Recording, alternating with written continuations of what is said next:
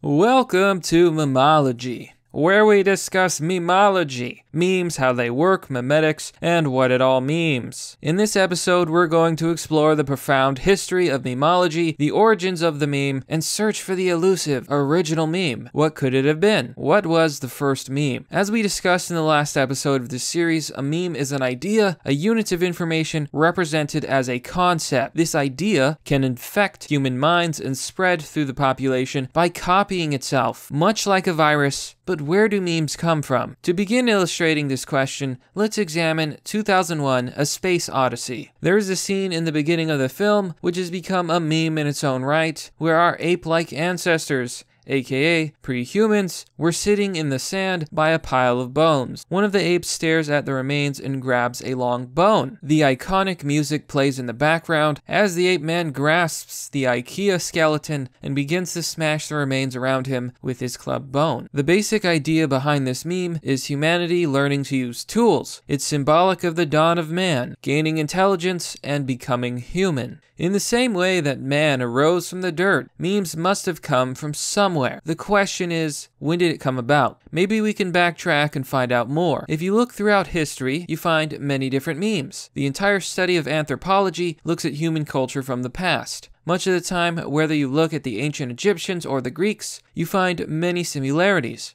Language, stories, ideas about life and death, customs, and widely held practices. Eventually, you have the written word and symbols. All of these things passed on through tradition, some of which survive to this day. It's for the very same reason that we can look at works like Shakespeare and realize that people from the past were a lot like us. There were happy times, there were sad times. People worked, people loved, and people were still people. Take a look at the writings on a wall all the way from Pompeii, 79 CE, aka ancient graffiti. Weep, you girls, my penis has given you up. Now it penetrates men's behinds. Goodbye, wondrous femininity. Res Titutus says, Rest Tituta, take off your tunic please, and show us your hairy privates. We, two dear men, friends forever, we're here. If you want to know our names, they are Gaius and Alius. Ha! Gay! Clearly, if you look at history, people haven't changed much. So let's turn back the clock. It's rewind time. It's not enough to say that memes originated from the internet. I mean, sure, you can look at the world today and see that memes have gotten a little bit more complex. Old memes are out of style, and new memes are at times confusing. But as we've discussed, the concept of memetics have existed long before the internet. Although the word was coined by Richard Dawkins in 1976, memes have obviously existed before that. Cultural phenomena have always existed. This indicates memes have always existed, but always is misleading. Human beings evolved from lesser animals, and there must have been a time where humans weren't human and weren't advanced enough to spread memes. In this time, we must have been not very smart. We probably didn't even have language. One of the primary drivers of spreading memes is through language. So could memes be related to language? Homo erectus is one of our old ancestors. The modern human is Homo sapiens sapiens. We're so egotistical that we basically call ourselves human, the most human of humans. Homo erectus is likely one of the first, if not the first, users of language. They had art, they had symbols, tools, and are even capable of sailing the oceans. They were able to use grammar. Now to you, a modern human, none of this probably sounds that impressive. However, if you consider just how few creatures have the ability to grammar, you begin to realize how amazing it really is. Chimps, for example, cannot even speak. They do not possess the vocal cords necessary for speaking language. And while apes like Koko the gorilla were taught sign language, it was very limited. Koko knew how to construct simple sentences and knew about 2,000 words in sign language. In comparison, the average 8-year-old knows about 10,000 words. Not only that, but grammatical context is something that seems to elude even smart animals like Koko, at least some of the time.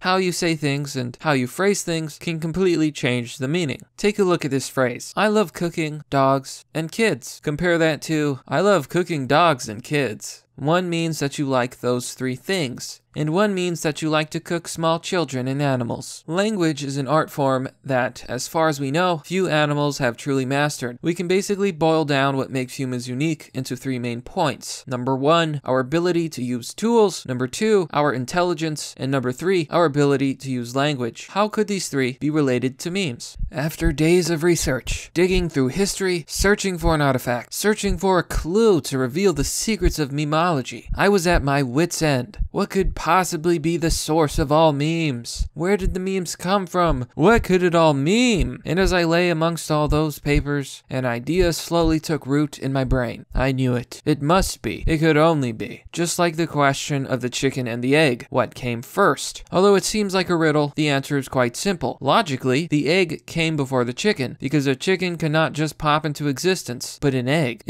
can hatch a chicken. So logically, the egg must have come first. At first, it seems almost confusing, but it's actually just evolution. Tiny changes over time result in an animal and species that is eventually completely different from the original. It's a lot like how birds used to be dinosaurs, giant raptors, and lizards. Non-chickens simply became chickens over time. The egg came first. So where did the first meme come from? It was then that I came up with a radical theory. The first meme was me.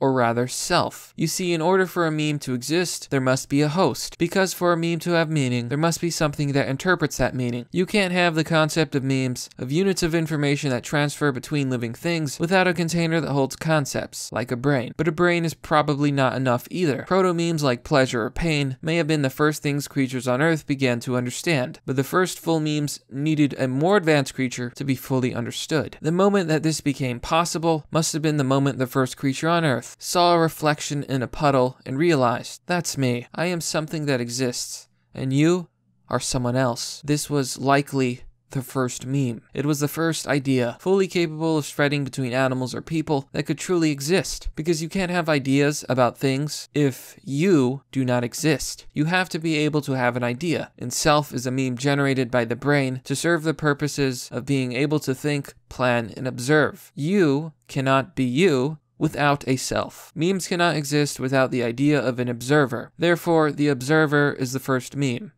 Self. I hope you've enjoyed this episode. As the series progresses, we will get into more in-depth and dank discussions, so be sure to check out the entire playlist in case you miss anything. What do you think was the first meme? Do you agree with this theory of self? Thanks for watching. This has been Mr. Obvious, bringing you the obvious. And I'll see you all next time.